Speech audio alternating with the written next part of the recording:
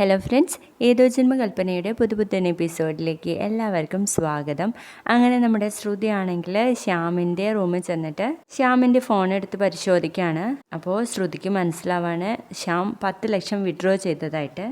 ഇയാൾക്ക് എന്തിനാ ഇത്രയധികം ക്യാഷ്, അതും അശ്വിൻ സാർ ഇവിടെ ഇല്ലാത്ത സമയത്ത് എന്നൊക്കെ ഇങ്ങനെ ചോദിച്ചു നിൽക്കുന്ന സമയത്ത് നമ്മുടെ ശ്യാം ആണെങ്കിൽ ബാത്റൂമിൽ നിന്ന് ആരാത് അഞ്ജലിയാണോ എന്ന് ചോദിക്കുമ്പോഴേക്കും ശ്രുതി ഫോൺ ആ ബെഡിലിട്ട് അവിടെ നിന്ന് ഓടി രക്ഷപ്പെടുകയാണ് കേട്ടോ. ആ സമയത്ത് തന്നെ നമ്മുടെ ശ്യാം പുറത്തിറങ്ങാണ്. ആരെയും കാണുന്നില്ല.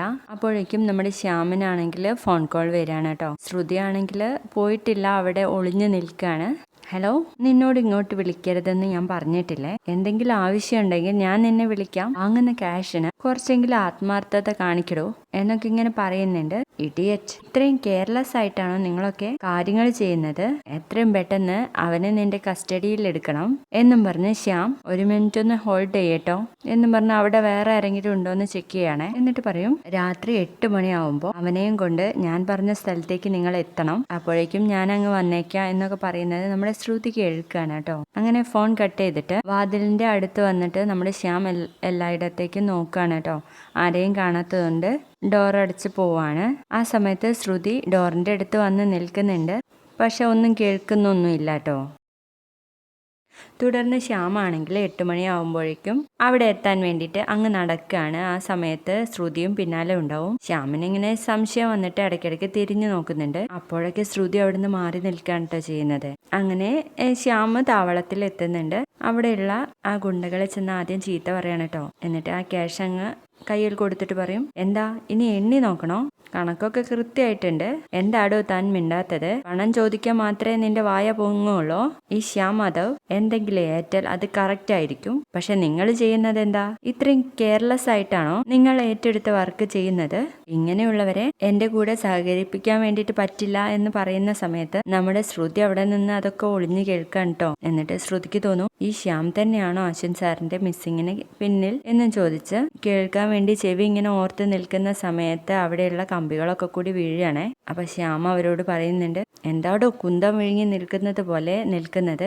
ആരാണെന്ന് പോയി നോക്കടോ എന്ന് പറഞ്ഞിട്ട് ഗുണ്ടകളെ വിടാണ്. അപ്പോഴേക്കും നമ്മുടെ ശ്രുതി അവിടെ വാതിലൊക്കെ തുറന്ന് ഓടാൻ വേണ്ടിയിട്ട് ശ്രമിക്കുമ്പോഴേക്കും ഗുണ്ടകൾ വന്നിട്ട് പിടികൂടി ശ്യാമിന്റെ അടുത്തേക്ക് കൊണ്ടുപോവാണ് കേട്ടോ. അപ്പൊ ശ്യാം ശ്രുതിയെ കണ്ടതും, ശ്രുതിക്കുട്ടി നീ എന്താ ഇവിടെ? അപ്പോൾ ശ്രുതി പറയും, അത് തന്നെയാ എനിക്ക് നിങ്ങളോടും ചോദിക്കാനുള്ളത്. നിങ്ങൾ എന്താ ഇവിടെ? നിങ്ങൾ എന്താ എല്ലാരെയും ഒളിച്ച് ഇവിടെ വന്ന് ചെയ്യുന്നത് എന്നും പറഞ്ഞ് ശ്രുതി മനസ്സിലിങ്ങനെ ആലോചിക്കുന്നുണ്ട്. അശ്വിൻ സാറിന്റെ മിസ്സിങ്ങിന് പിന്നെ എനിക്ക് ശ്യാമിന് സംശയം ഉണ്ടെന്ന് ഇയാൾ അറിയണ്ട, അതാ ബുദ്ധി എന്ന് പറഞ്ഞിട്ട് നിൽക്കാട്ടോ. അപ്പൊ ശ്യാം പറയും, അയ്യോ ശ്രുതിക്കുട്ടി, നീ എന്നെ വല്ലാതെ തെറ്റിദ്ധരിച്ചിരിക്കുക.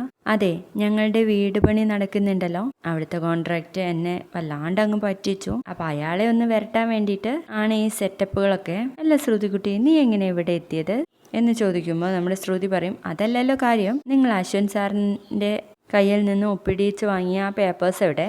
അതൊക്കെ എൻ്റെ കയ്യിൽ ഭദ്രമായിട്ടുണ്ട് ശ്രുതിക്കുട്ടി. ഈ കോൺട്രാക്ടറെ ഒഴിവാക്കി മറ്റൊരു കോൺട്രാക്ടറെ വെക്കാൻ വേണ്ടിയിട്ടാണ് അശ്വിൻ്റെ കയ്യിൽ നിന്ന് അന്ന് സൈൻ ചെയ്ത് വാങ്ങിച്ചത്. അത് അഞ്ജലിക്ക് ഒരു സർപ്രൈസ് ആയിക്കോട്ടെ എന്ന് വിചാരിച്ചിട്ട് ആരോടും പറയാത്തത്. അങ്ങനെ പെട്ടെന്ന് വീടെടുത്ത് എനിക്കും അഞ്ജലിക്കും കൂടി അങ്ങോട്ട് ഷിഫ്റ്റ് ചെയ്യാനാണ് എൻ്റെ ഒരു ആഗ്രഹം എന്ന് പറയുമ്പോൾ, നിങ്ങളുടെ ആഗ്രഹം എന്തായിക്കോട്ടെ, എനിക്കതൊന്നും അറിയണ്ട.